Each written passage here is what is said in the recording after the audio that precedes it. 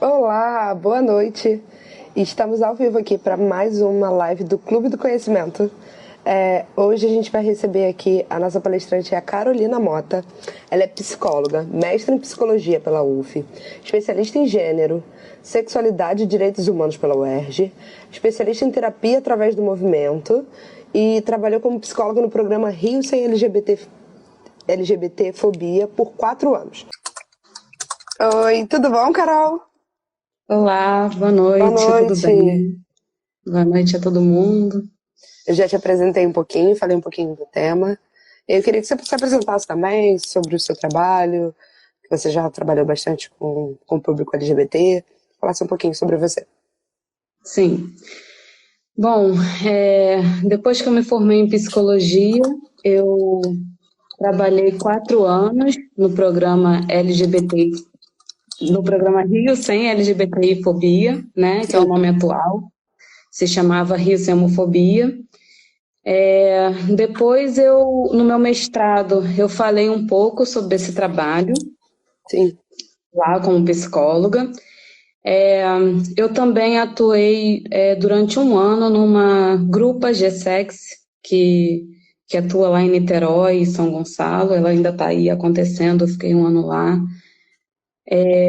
Bom, agora eu estou atuando na clínica, como psicóloga clínica, e é isso, e fazendo algumas especializações aí. Sim, e você também atende lá na sua psicologia clínica, você atende muito o público LGBT ou tem uma diversidade? Tem uma diversidade, mas acaba que pela minha trajetória profissional chega bastante pessoas LGBTIAQ+. Sim, sim, com certeza. Ontem não, desculpa, no dia 28 foi o dia do orgulho. Eu sei que tem 2 dias aí ao longo do ano que a gente fala um pouquinho mais sobre LGBT. Um é o dia o combate à homofobia, né? Que é em maio, se eu não me engano. E o outro é o dia do 17. orgulho. Isso, e eles são dias diferentes, né? Eu queria que você falasse pra gente sobre o dia do orgulho. O porquê o nome é o dia do orgulho LGBT QIAPN+. Isso. Então, esse dia é o seguinte, né? A população LGBTQIA+, sempre foi bastante perseguida, né? Tiveram muitas perseguições ao longo da história. E há 5 décadas atrás, isso estava no auge, né? Eram muitas perseguições. Então, no dia 28 de junho de 1969, lá em Nova York, num dos bares que eram frequentados por essas pessoas, né, LGBTI, QIA+, que na época eram conhecidas, né, como homossexuais e travestis, né, Sim. pessoas trans. Então, naquele momento, tem uma batida policial num bar chamado Stonewall, lá em Nova York, como era muito comum. E aí, nesse dia, especificamente, no dia 28 de junho de 69, as pessoas que estavam lá se revoltaram, fizeram um levante pedindo um basta, né, dessa violência policial que acontecia. E aí a coisa ganhou uma proporção bem importante, inclusive com a presença bem importante também de pessoas travestis naquele momento, tomaram frente nessa luta, nesse dia. E aí houve, então, essa manifestação que ficou conhecida mundialmente, e aí por isso, né, essa data é marcante, né, essa data ficou como uma data histórica de luta, né, mundial e de Pelos orgulho, direitos. né, pelos direitos, de orgulho de ser quem se é e não sofrer nenhum tipo de violência por isso. Então, hoje em Sim. dia é comemorado internacionalmente, mundialmente, o dia 28 de junho como um dia internacional do orgulho LGBTQIAP+. Sim, é bem bacana a gente contextualizar, né? Porque não é uma luta recente. Se mudou muito o jeito da nomenclatura, acho que de falar sobre o público LGBT. Eu vou falar mais, quando eu acabar abordando na live, eu vou falar muito LGBT, pra gente não precisar falar a sigla inteira, tá? Mas não deixando de lado as demais siglas, tá? Porque, resumindo, fica mais fácil da gente conversar falando do LGBT. Então, a gente tinha uma outra sigla, né? Até, acho que a década passada, se falava muito do GLS, ponto. E não tinha mais nada, era gay, lésbicas e simpatizantes. Você não tinha a contextualização dessa sigla toda, né? E mudou. E essa mudança é por conta do descobrimento de outros locais onde as pessoas se encaixam, né? Eu vi muito durante o dia 28, dia 29, até hoje mesmo saiu muito conteúdo sobre, né? E aí a gente consegue estudar um pouquinho mais, a gente consegue ter um pouquinho mais de acesso, e aí eu vi num Reels do Instagram, uma menina falando que é como se fossem copinhos d'água, né? E aí as pessoas não se identificavam com aqueles copinhos. E aí foram se criando outros copinhos d'água para as pessoas entrarem ali, para elas se identificarem como elas eram dentro da sua sexualidade, da sua orientação e tudo mais. E aí foi criada a sigla, né? E aí eu queria que você explicasse um pouquinho pra gente o significado dessa sigla aí, que vem ganhando cada vez mais uma letrinha, né? Por conta em si dessa representatividade. Sim. Então, eu vou letrinha por letrinha e aí eu vou falando um pouco, né, do que a gente está falando sobre, né? Porque tem orientação sexual, tem expressão de gênero, tem um monte Sim. de coisa aí. É um guarda-chuva essa letra, né? Então eu vou falar das letrinhas para a gente ir entrando no assunto. Sim. O L é de lésbica, né? Uhum. Lésbica são mulheres que se relacionam, se interessam, desejam mulheres. Sim. O G é de gay, né? Que são homens que se interessam romanticamente, amorosamente, sexualmente, né? Que desejam se relacionar com homens. Sim. O B é de bissexual, que são mulheres que têm interesse, desejo amoroso, sexual por mulheres e por homens. E homens que têm interesse, desejo sexual, amoroso, romântico por homens e por mulheres. Sim. Até aqui a gente está falando de orientação sexual, sim, ou seja, para quem eu oriento meu desejo, com quem eu quero me relacionar. Sim. A partir da letra T, a gente está falando de identidade e expressão de gênero, tem a ver com como eu me sinto, como eu quero me expressar e como eu quero que o mundo me reconheça. Sim. Né? Então, o T é um guarda-chuva das identidades trans. São mulheres e homens trans. E aqui, na América Latina, a gente tem a identidade travesti. Né? São trajetórias de construção dessas identidades por caminhos diferentes, mas são experiências trans. Né? A gente pode falar mais disso depois, se você quiser. Sim, então, sim. LGBTI e é de intersexo. São pessoas que nascem com características biológicas, tanto masculinas como femininas. E é muito importante, né, biologicamente falando, né? É muito importante dizer que antigamente o médico decidia, né, que através de procedimentos cirúrgicos por um determinado sexo, e hoje em dia isso tem sido questionado, né, para que as pessoas possam crescer, né? De acordo com... e ir se identificando de acordo com o seu gênero. Sim. A de assexual... Pode falar. Tem o quê? Eu não sei se você ia falar. O quê de queer, sim. O queer a gente coloca como uma identidade, mas na verdade eu não sei se é bem uma identidade. Na verdade, o queer movimento, né? É um movimento, exatamente, que na Europa, nos Estados Unidos, né, a década do século passado era usado, na verdade, como um xingamento. Sim, sim. E aí o que a população fez foi se apropriar desse termo como afirmação. Então o movimento queer é uma afirmação, na verdade, disso que escapa da heteronormatividade. Sim. Então o queer, porque ele questiona justamente a identidade, né? Mas a gente colocou dentro da sigla, né? O Sim. Q e a Tem Sim. os não binários e o gênero fluido e agênero, que são pessoas que ou se identificam com os dois gêneros, ou não se identificam com gênero nenhum, ou transita entre os dois gêneros. Sim.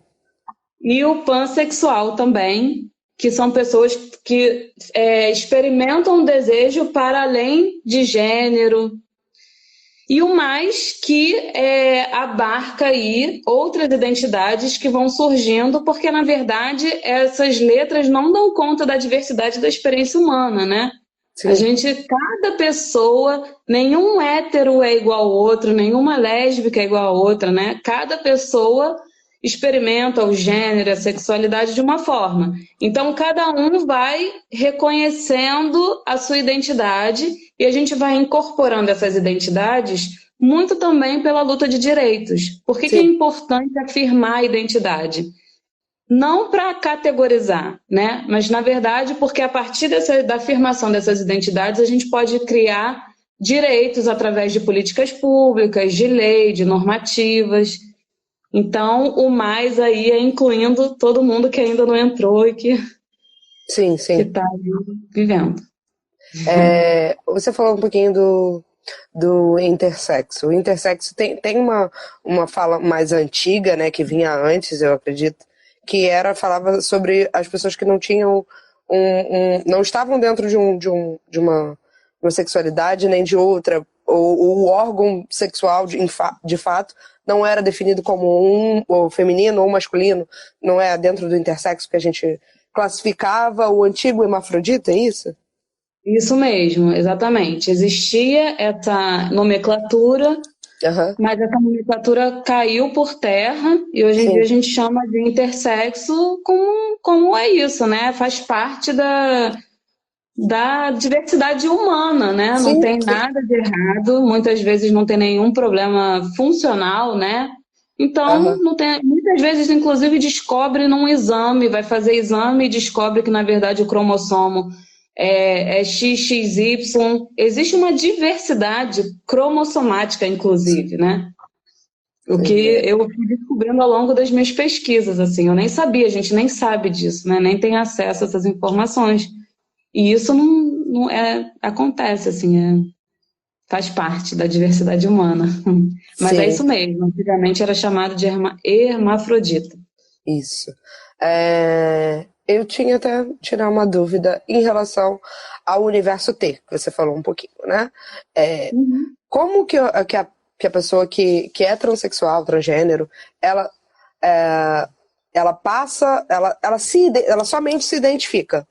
Normalmente, quando é essa descoberta, né? Em que fase da vida a gente tem um boom desse descobrimento, né? Eu sei que hoje a gente já tem crianças que são transgêneros, mas antigamente a gente não tinha se falava tanto da criança transgênero, então tinha um boom ali numa idade específica, falando sobre isso, né? E como que ela consegue se classificar e, a partir dali, colocar para a sociedade que ela é transgênero, né? Porque tem a questão do nome, da identidade, documento, enfim, toda essa parte de políticas públicas também voltadas para o público transexual e transgênero.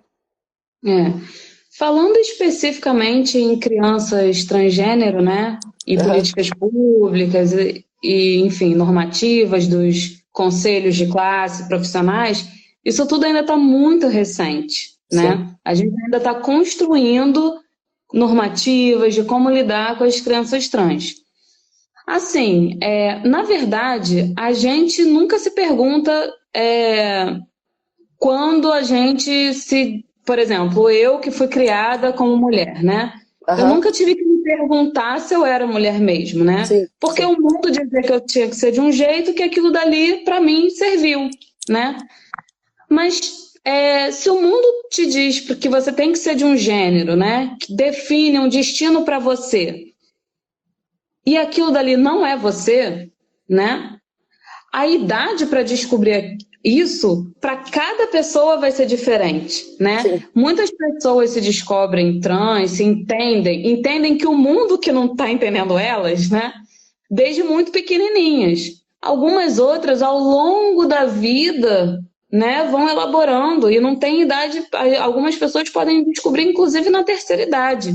Caramba. Hoje em dia, a gente tem mais acesso à informação. Então, eu fico imaginando há décadas atrás, quando as identidades trans eram patologizadas, né, Sim. onde o mundo todo tinha como normal, como normativo, como certo, né, esse destino do sexo biológico, do gênero e do desejo, né, cis heteronormativo, eu fico pensando como é que você vai elaborar, como é que você vai ter recursos para nomear a sua experiência de que o que você sente não é o que o mundo está dizendo. Então, hoje em dia, a gente tem mais recursos, né? E Sim. aí, talvez por isso, inclusive, que as crianças estão conseguindo nomear com mais facilidade. Acho que conforme o mundo vai dando recursos, vai dando nome, vai tendo programas de televisão, representatividade em vários lugares, tem mais referências do lado de fora para o que está acontecendo aí dentro, né? Então, hoje em dia, algumas pessoas, né, já na terceira idade, se olham para algum programa de TV, alguma entrevista e falam assim, é isso que eu sinto. Sim. Mas não é que ela descobriu agora, ela já sente as coisas há muito tempo, só que agora ela tem recursos para nomear. E algumas pessoas encontram esses recursos desde muito cedo, desde criança, com 2, 3 anos, né? Algumas crianças já vão ali manifestando que não, mamãe, não sou menina, eu sou menino, eu gosto de bola, eu não quero ser a Maria, eu quero ser o João.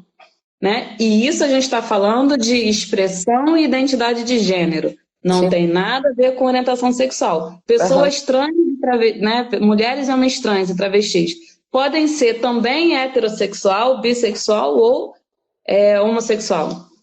Sim, sim. Por aí. Sim, entendi. Em relação a como que o mundo vem se comportando para o público em geral. Na verdade, não só para os transexuais, mas para os demais, para o intersexo, para as demais identificações. Como que o mundo está se apresentando para isso? Para uma expressão que não seja feminina nem masculina? Foi se falado muito do todes, né, para a gente implementar o no artigo, enfim, para não falar o ao nem o o. Também eu vejo esses movimentos, né?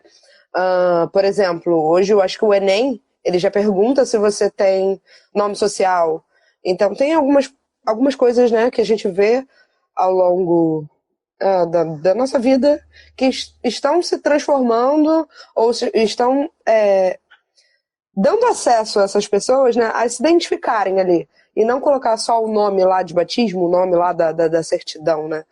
Queria que você falasse um pouquinho mais sobre isso e como que a pessoa consegue também o nome, não só o nome social, mas a troca do nome, se tem alguma etapa específica para isso. Tá. Hoje em dia, a gente está aparecendo mais pessoas não binárias, gênero fluido, porque antigamente não se falava sobre essa possibilidade, né? Ou só existia homem ou mulher. Então, conforme vai se expressando, se trocando, a internet permitiu muitos grupos de discussão, de troca, né? As pessoas foram entendendo que, peraí, mas eu não me identifico nem com isso, nem com homem, nem com mulher. Não, peraí, eu me identifico com os dois. Não, eu transito, às vezes eu me identifico com um, com o outro.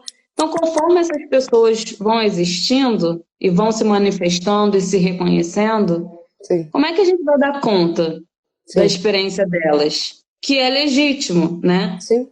As políticas públicas, as normativas, nada mais é do que reconhecer a experiência do outro e criar formas de dar espaço e legitimar essas experiências. Então, conforme foi aparecendo, né, essas pessoas foram sendo criadas essas normativas. E hoje em dia, como você falou, tem muitas instituições que já reconhecem. Aí você perguntou de como é que faz em relação à troca de nome, né? Sim. Então, até, se eu não me engano, 2013, eu não tenho certeza do ano exato, né? Precisava se entrar com uma medida judicial, com um processo judicial para alterar o nome. E aí, desde então, que só não estou lembrada do ano exato, mas acho que é por volta de 2013, 2014, por aí, ou 15, criou-se uma lei que proíbe os cartórios de proibirem essa troca. Sim. Então, teoricamente, você pode reunir todos os documentos que são necessários e ir diretamente no cartório e fazer essa troca. Por que teoricamente? Porque muitas vezes, na prática, vão se criando empecilhos ali na burocracia que acaba que pode não ser isso que aconteça. Por isso que hoje em dia tem muitos os mutirões de requalificação civil, né? Que é do registro no cartório.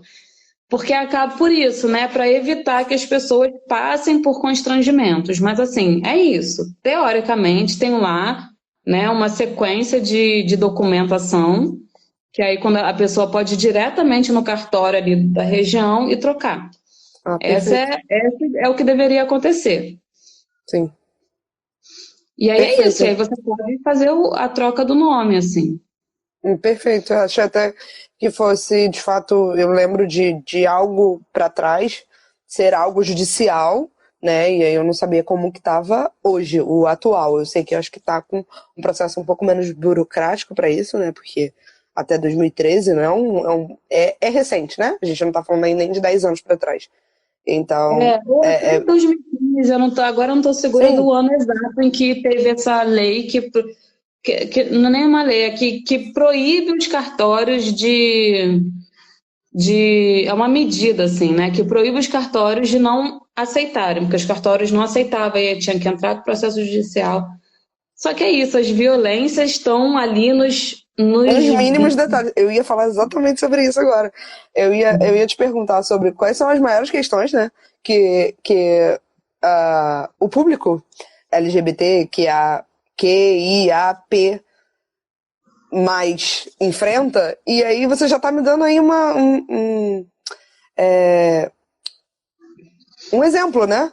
Porque é uma lei, uma medida que proíbe alguém de proibir. Ou seja, ele não está dando direito, ele só está não proibindo o cara de chegar lá e fazer.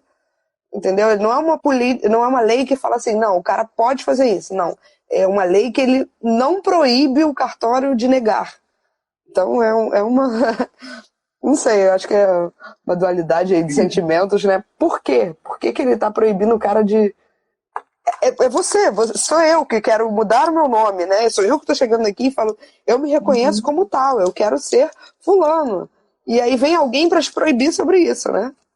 Vem alguém que fala que não, você não pode fazer isso. E a partir do momento criou-se a lei. Eu ia te perguntar isso, quais são as maiores questões, né?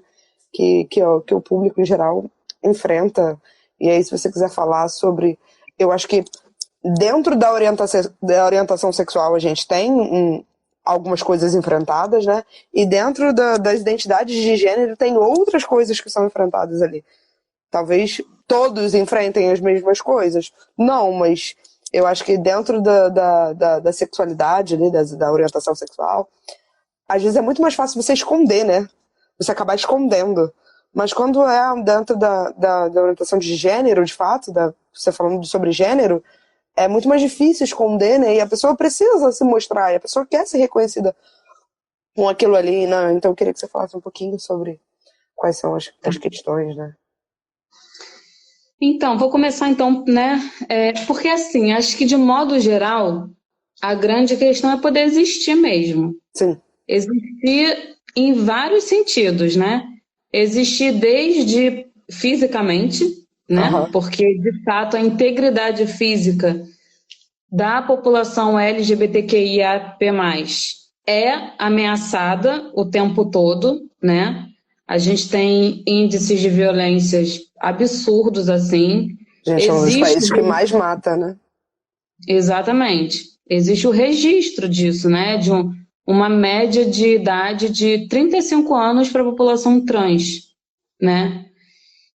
E por que tem essa média de idade, né? Por tudo que vai desencadeando a pessoa chegar em situações de vulnerabilidade, de estar exposta, né?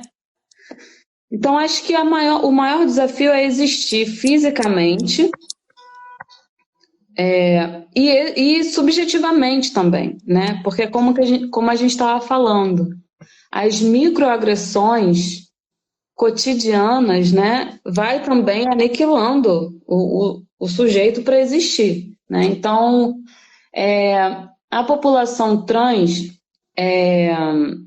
enfrenta um grande desafio nessa questão de trocar nome, no acesso à saúde, no acesso às terapias hormonais, à cirurgia. Assim, na época que eu entrei no Rio Sem Homofobia, a demanda de cirurgia era bem grande, né? Hoje em dia cresceu o número de demanda por terapia hormonal, né? Hormonoterapia. Nem sei como está a questão de cirurgia, mas se tem uma grande demanda por isso. E o SUS, existe no SUS o processo transexualizador, né? Que vai de um acompanhamento de equipe multidisciplinar. A gente tem, pelo que eu saiba, não sei se, né? São 5 hospitais conveniados a universidades que oferecem esse acompanhamento. Mas ele não está acontecendo assim na prática, né? A fila de espera é grande, e aí isso mistura um pouco também, às vezes, a própria situação do SUS. Mas isso é uma grande demanda da população. Outra demanda enorme da população trans é o trabalho. Sim. É poder trabalhar de acordo com a sua identidade, né? Porque o preconceito é gigante, o preconceito é enorme e muitas vezes essas pessoas não conseguem trabalho. Muitas vezes elas não conseguem trabalho também porque, na verdade, na própria formação escolar, elas não conseguem se formar, porque as violências dentro da escola são tão grandes, né? Sim. Aquelas violências cotidianas, aquela pessoa está vivendo ali tanta pressão, tanta violência, tanto sofrimento, que a evasão escolar acaba sendo muito grande. Sim. E aí, às vezes, antes disso, da escola, a própria família, né, não dá o suporte mínimo até para ela estar na escola. Entendi. Então, você vê que são diversos atravessamentos assim, de questões. Uhum. Tem muitas casas de apoio, né, por conta de famílias, né? Tem muitas casas de apoio à população trans. Eu tenho visto crescer o número de casas que a gente vê espalhado pelo Rio de Janeiro, e que bom que elas têm crescido, né? Seria legal se não precisassem tê-las? Seria. Mas a gente vê que cresceu o número um pouquinho dessas casas de apoio, né?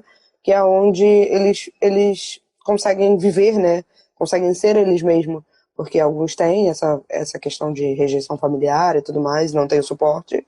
E aí precisam estar dentro de um local seguro, porque a rua também não é um local seguro para a população trans, né? Lembrando que eu não tenho certeza, então não posso falar sobre números, mas se eu não me engano a gente era o 5º país que mais matava a população trans no mundo. Enfim, a gente está ali dentro dos que mais mata, né? Então, de fato, o risco à vida, eu acho que é o principal do que você estava falando. E aí, quando você consegue viver, você ainda tem que lutar por muitas outras coisas, né? Pelo trabalho, pelo acesso, pela saúde, pelo acesso, pelo trabalho. Eu tenho lido artigos, e aí é artigo-reportagem que eu digo, sobre algumas coisas de políticas de empresas, né? Tem algumas empresas que têm feito processos seletivos para pessoas trans, e outras que dizem que o trans dentro de um processo seletivo, ele é como qualquer candidato, né? E aí, eu não sei se tem uma preferência, vamos dizer assim, para a população trans. Eu prefiro que eu participe de um processo que seja só para pessoas trans. ou não, eu prefiro participar de um processo geral e que eu tenha as mesmas chances de qualquer outro candidato. Eu acho que seria o mundo ideal, né? Mas alguns já pedem, né? Falam sobre querer participar de um processo com pessoas trans, porque elas sabem que é uma vaga destinada a elas, e a outras não. Falam, eu sou uma pessoa comum, como qualquer outra, e eu quero participar e ter acesso à vaga. É uma questão ainda polêmica, talvez, ela vai levantar muita polêmica, essa questão de você criar uma política para isso. É bacana, porque diz que a empresa aceita aquele público dentro da empresa, né? Mas também pode causar aquilo, mas por que eu tenho um processo diferenciado? Eu tenho um processo seletivo diferenciado. Mas é para criar, para ter aquele espaço e para ter uma pessoa trans dentro da empresa. Foi o que eu vi que os sales falavam, né? Eu quero pessoas trans dentro da minha empresa. E aí eu não conseguia dentro do processo geral. Eu não tinha dentro de um processo geral pessoas trans se candidatando. E aí quando eu abri um processo para pessoas trans, eu tive esse público se candidatando. E aí foi bacana, né? Eu li algumas coisas, alguns pontos eu achei bem positivos, outros talvez nem tanto. E aí era dividido também, dentro do público trans, ele também era dividido. Tinha um conceito meio dividido, né? Para pessoas que queriam ser tratados como os demais, queriam ter a inclusão, e outras pessoas falavam, não, é bem bacana essa política, ter essa política, né? Para que a gente se sinta parte também, então é uma forma de dizer que eu quero vocês aqui dentro. Então tinha toda essa questão. Foi só uma curiosidade assim que eu li por esses dias também, como junho a gente acaba falando muito sobre, né? O legal seria que a gente conseguisse falar o ano inteiro, que tivesse acesso a essas informações o ano inteiro, porque a gente consegue falar mais um pouco e tirar esses tabus em torno de tudo. Eu vejo que tem muita gente que fica em dúvida em relação às letras, o que significa cada coisa, ou ainda não entende.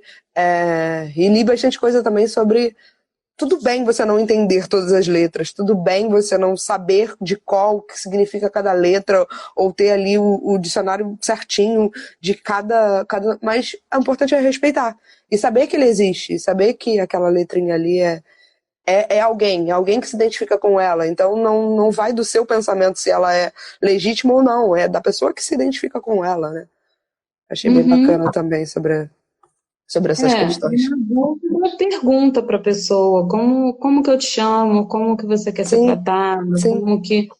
Na dúvida, pergunta, né? Porque é isso, a gente está todo mundo aprendendo, as próprias pessoas LGBTQIAP+, também estão aprendendo, né?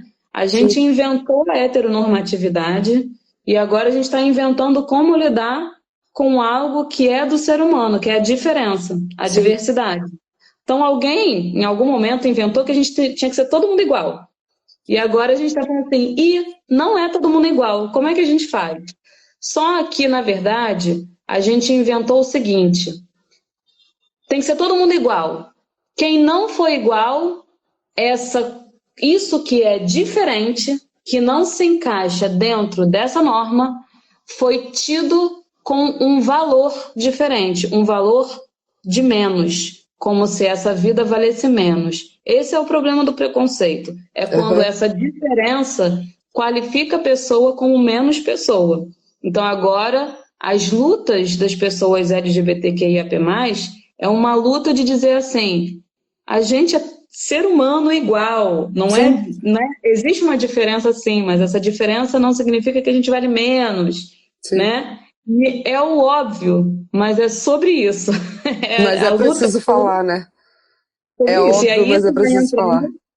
No trabalho também, porque é isso, né? Tem os processos seletivos específicos, porque o processo de transição tem várias etapas. Eu posso estar assim, né? Que eu acho que eu estou me expressando de modo feminino, né? Mas eu posso me identificar como um homem. E isso é o meu processo de transição. Como é que eu vou, num processo seletivo comum, né? Que não é direcionado para pessoas trans, como é que eu vou chegar lá dessa forma e dizer que, na verdade, eu me identifico como um homem? É complicado, porque eu posso estar no momento da minha transição que eu vou ter que explicar Então, os processos seletivos específicos talvez possam ajudar nesse sentido, Sim. mas eles surgiram muito também como uma resposta do preconceito mesmo, né? Que bom que as empresas agora estão vendo que é isso, são seres humanos que são muito produtivos, muito competentes, né? Que podem exercer qualquer função. Qualquer função.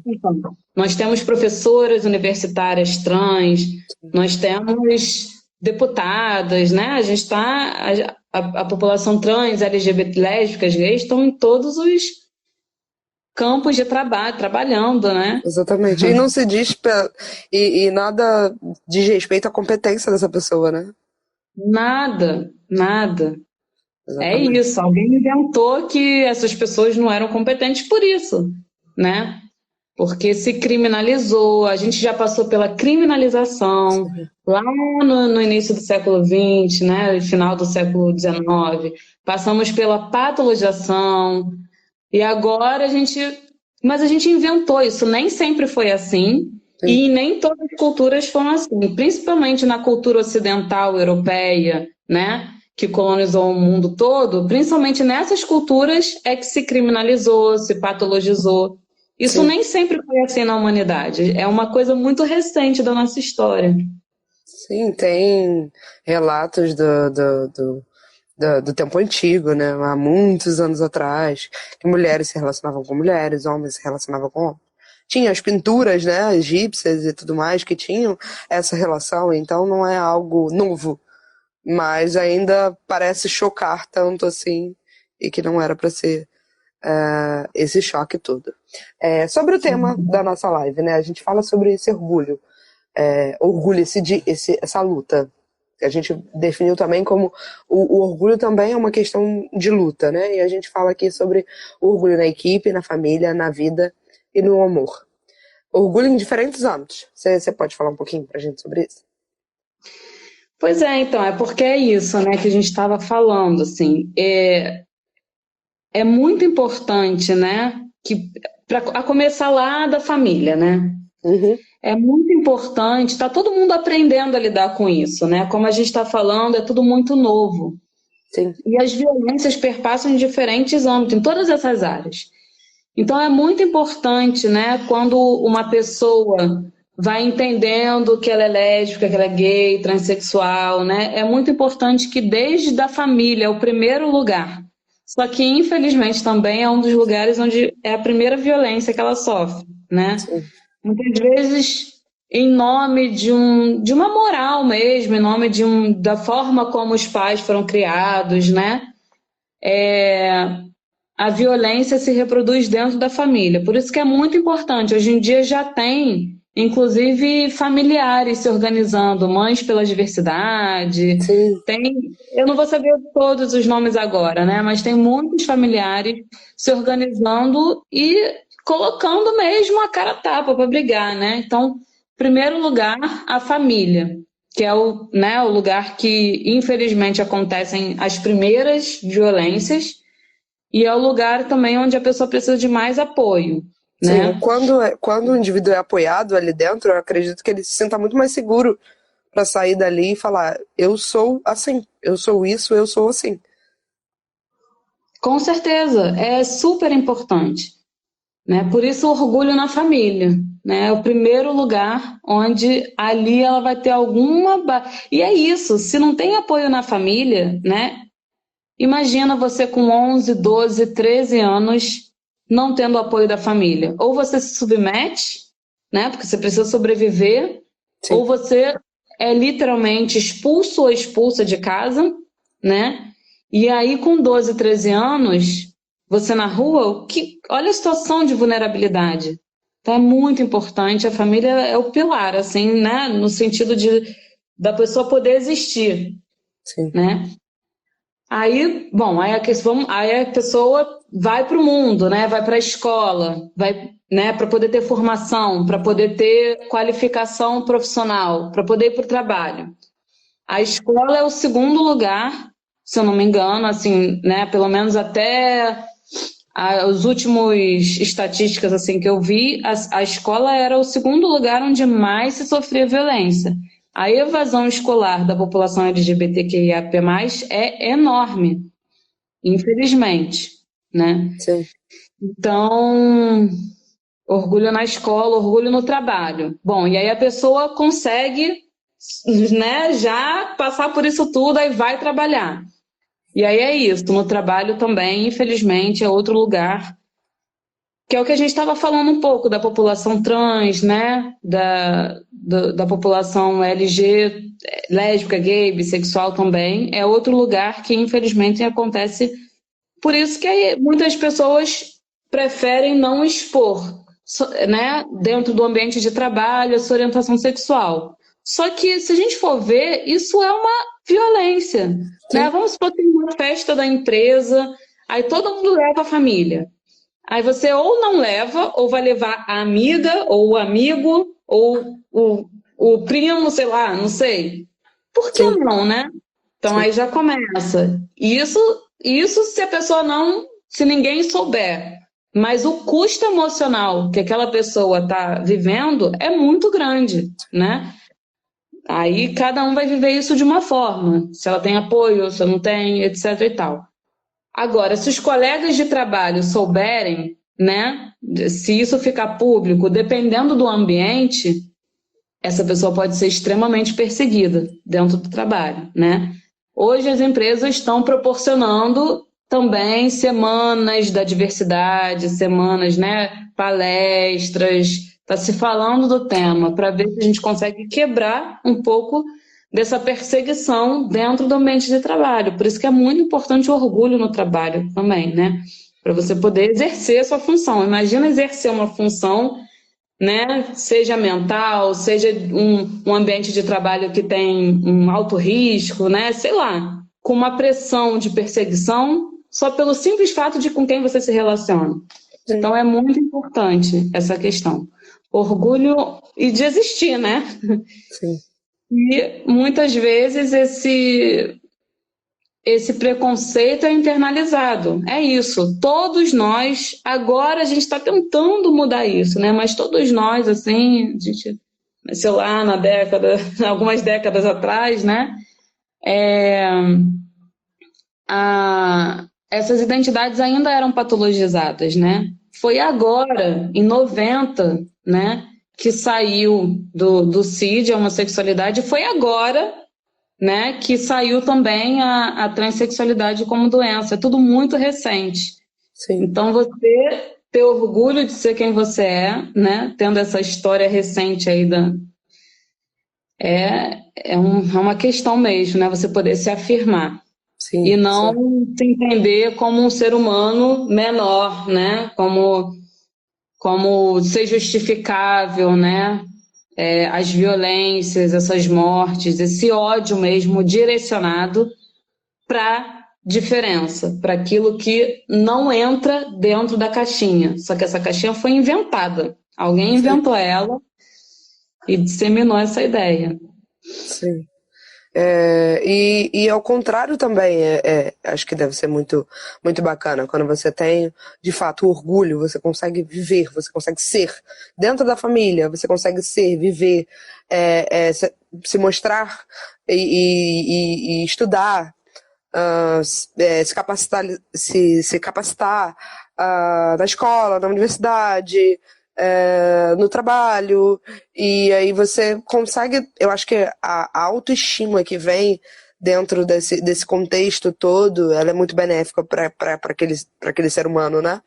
Acho que ela é muito benéfica quando você tem um apoio dentro de casa, quando você consegue passar toda a sua vida escolar ou na faculdade, você tem pessoas próximas ali te apoiando, te dando força e legitimando a sua existência, a sua sexualidade, enfim.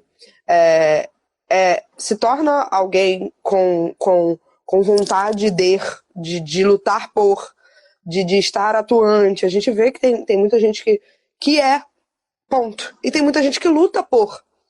E as pessoas que lutam por, elas fazem até mais do que ser, né? Tem muitas pessoas que são, e elas, eu sou, mas a sociedade não me aceita, e outros falam, caramba, não, mas a sociedade tem que me aceitar. E ela vai lá, luta por isso também, né? Tá atuante, eu acho que também é uma forma de orgulho. Você se orgulhar Sim, tanto que você vai atrás daquilo ali, você luta para que outras pessoas tenham o mesmo acesso que você, ou que tenham as mesmas oportunidades, né, que você está tendo ali. E não só, eu acho que não só o público, né? Você falou na família, tem muitos movimentos. A mãe, as mães, o orgulho das mães, enfim, as mães que lutam por. Quando você também tem uma rede de apoio que não são LGBTQIA, que é a P+, mas que lutam por, você se sente muito mais empoderado, né? Você tem pessoas que não são e que estão lutando por você, pelos seus direitos, né? Porque a gente abraça muito a causa quando a gente pertence à causa, né? Mas quando a gente não pertence à causa, pessoas lutando por você também, se sente muito mais orgulhoso disso, né? Eu acho que o dia do orgulho, do jeito que você falou no início, é isso. É o dia do basta. Basta da violência, basta das perseguições, o basta de tudo. De que as sim. pessoas precisam existir. Sim, o relato, né, que eu ouvia, porque eu atendi muitas pessoas lá no programa Ricemofobia e ainda tendo, na verdade, no consultório, né, e participo de eventos e essa temática faz parte da minha trajetória sexual, da minha trajetória profissional ainda Sim, hoje. Faço parte, né, de eventos, estou sempre buscando estar participando. O relato que se escuta é que quando essas pessoas conseguem é, falar, ter apoio, conseguem enfrentar alguma situação de conflito, né, conseguem se expressar e ser quem se é, o relato é de muita alegria, de muito alívio. E às vezes assim, eu, né, quando não consegue esse apoio e a pessoa rompe com alguma coisa, seja com o trabalho, seja com a família, para ser quem se é, o relato é de que eu prefiro, né, eu prefiro isso, porque é ser, é o direito de existir mesmo. E, por outro lado, né, as famílias, quando a apoiam, elas uhum, não perdem uma pessoa, um ente, sim, né? Porque quando você, em nome de um conservadorismo, de uma moral, de um preconceito, de uma dificuldade, você não apoia aquela pessoa, o risco que você corre é simplesmente de perder ela. sim, Então, é... e a mesma coisa no trabalho, né? Pode perder um ótimo profissional em nome de não ter espaço para aquela pessoa existir ali. Então, acho que é ganha-ganha, todo mundo sai ganhando. É sim, poder as pessoas existirem como elas são. E aí todo mundo ganha, ganha a relação, né? sim. A gente cria, o mundo, né, criou muito os padrões, né? Que pessoa X se relaciona com Y e não possui outros tipos de interação, de amor e enfim. E aí isso tudo é muito condenado. Eu não posso mostrar para uma criança, mas até hoje se mostrava para uma criança que o homem e uma mulher era normal, né? Mas por que que mostrava? Aquilo ali era normal, mas uma outra situação se relacionando não pode ser normal. Então, é um amor de qualquer maneira, né? Eu acho que, além do existir, né? Das relações também, aí eu falando sobre todo, sobre as orientações. É, é um amor normal, é comum, é igual.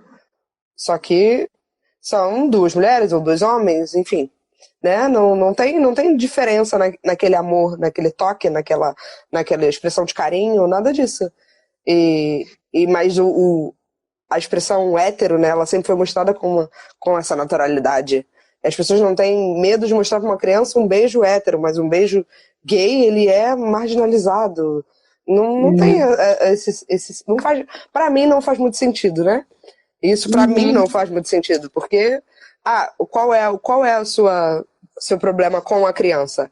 É mostrar a duas pessoas se relacionando, porque eu acho que seria eu não quero mostrar para ela que existe um mundo sexual, mas um dia ela vai chegar ali, independente de quem seja, se for hétero ou não, ela vai chegar ali naquele momento, né? Então, tipo, se o seu problema é mostrar o amor ali, né? Eu acho que você não deveria mostrar nenhum dos dois. Nem o hétero, nem o homoafetivo em si. Eu acho que é bem por aí a fala, né? Quando você falou, sempre Uma mostraram pra você que você é uma mulher, e aí você nunca duvidou que você era uma mulher, porque foi imposto pra você que era uma mulher. Você nunca se perguntou se você era uma mulher. E ao contrário, quando a pessoa olha e fala, mas eu não sou isso aqui, né? Uhum. A gente cria discursos, narrativas muito pejorativas, né, direcionadas a lésbicas, gays, bissexuais, trans, né? E aí uma vez eu escutei uma coisa assim que eu achei muito interessante, que é o seguinte, né? Se a heterossexualidade ela é tão normal, ela é tão dada, ela é tão destino, né? Qual é o grande medo de ter contato com outras sexualidades, né? Na verdade, me parece que esse medo todo, na verdade, mostra o quão não natural é, como se tivesse uma fragilidade ali, né? Então, se meu filho vê dois homens beijando, ele vai querer, né? Vai virar gay também. Ué, mas um único beijo vai fazer mudar a sexualidade do seu filho, mas ele... Então, que heterossexualidade tão consumada é essa, né? Sim. Enquanto que, na verdade, não tem nada a ver. Outra coisa que eu acho muito interessante é isso, né? Se a gente nasce massivamente assistindo beijo hétero, né? E ainda assim, a gente, né?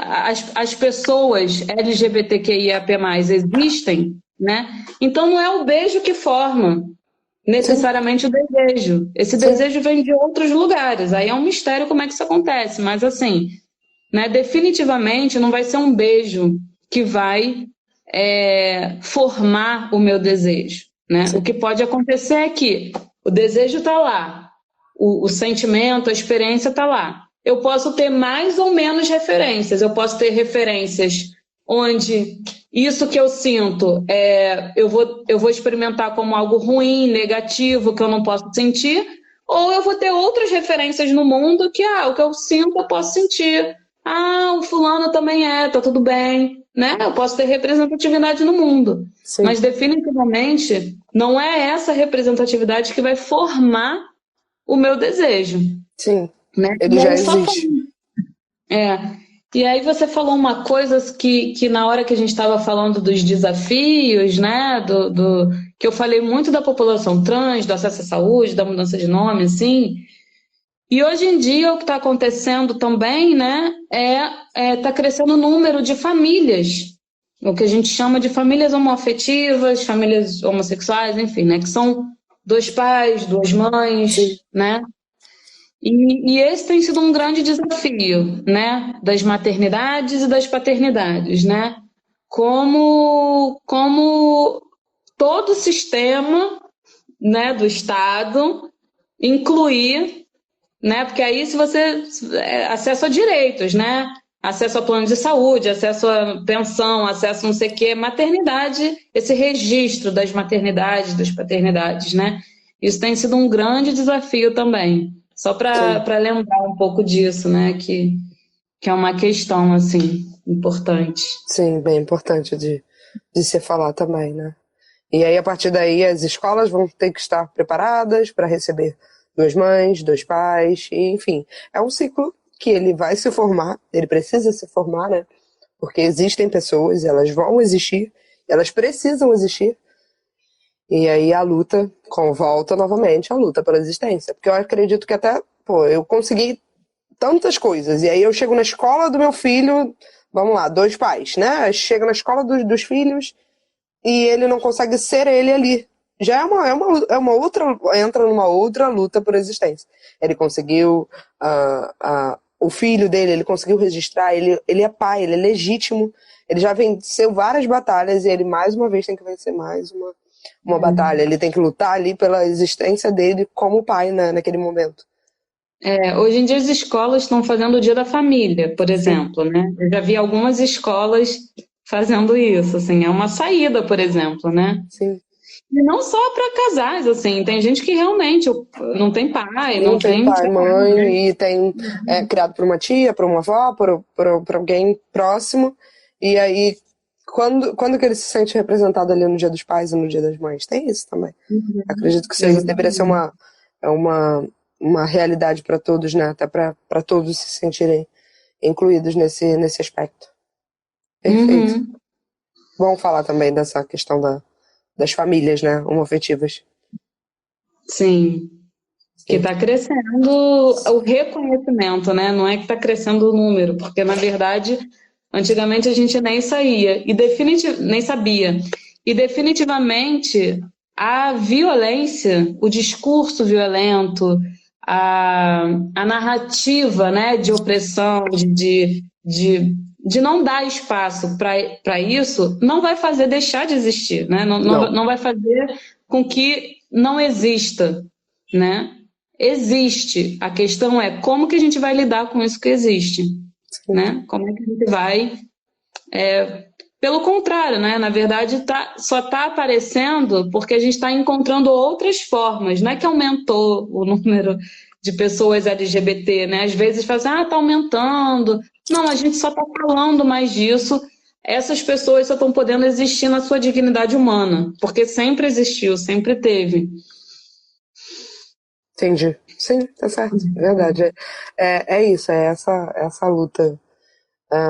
E é por isso o dia do orgulho, né? E por que não tem o dia do orgulho hétero? Porque as coisas já funcionam para esse mundo, né, de pessoas, né? Já questionaram também, já ouvi essa fala, mas não tem um dia do orgulho hétero. Mas é porque o mundo funciona, infelizmente, na heteronormatividade. O dia do orgulho hétero só vai precisar existir, né, quando historicamente, né, existir uma opressão. Uma violência institucional pelo único motivo de você ser hétero. O que é uma violência institucional? Está em todos os lugares da sociedade. Está dentro de casa, está dentro de você, está no trabalho, está na escola. O dia que existir, né, essa institucionalidade violenta pelo motivo do seu desejo ser heterossexual, aí vai precisar existir. Mas não existe isso no momento, né? Essa violência não existe. Pelo contrário, é dado o destino da heterossexualidade. Você tem que ser, é o cenário, é o mundo que a gente vive, que a narrativa é hétero. Então, o dia do orgulho hétero, bom, sei lá. Acho que não faz sentido. Que necessidade é essa, assim, né? Que direito tem que buscar? Que direitos perdeu para ter que buscar? Não sei. Não, é difícil de conseguir enxergar, né?